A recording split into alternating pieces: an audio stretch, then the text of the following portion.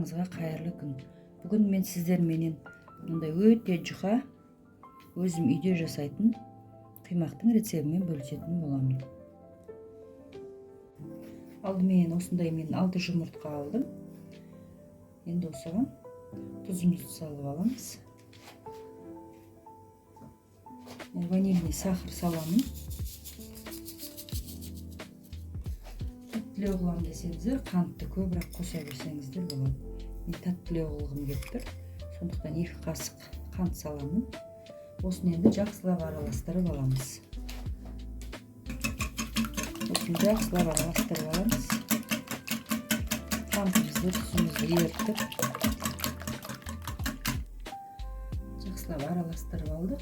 Енді осыған сүт құямыз. Мен мына жерде 1 литр сүт алдым. Сүтін жартысын құямын. Үстіме кішкене сары май салып жіберем. Соны сиырып алсын. Қанттың бәрін ертіп алдық. Енді осыған мына електен өскен ұнымызды саламыз.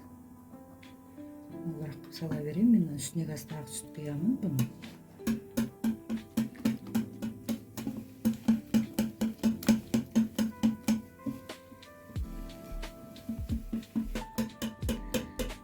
Жақсылап араластырып алдық, күйіндерін жазып, енді осының үстіне сары май қосылған сүтімізді құя салсақ болады.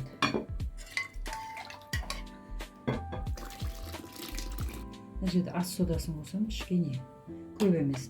Қаламасаңыздар, қоспасаңыздар да болады. Міне дайын болды, енді қимағымызды пісіре берсек болады.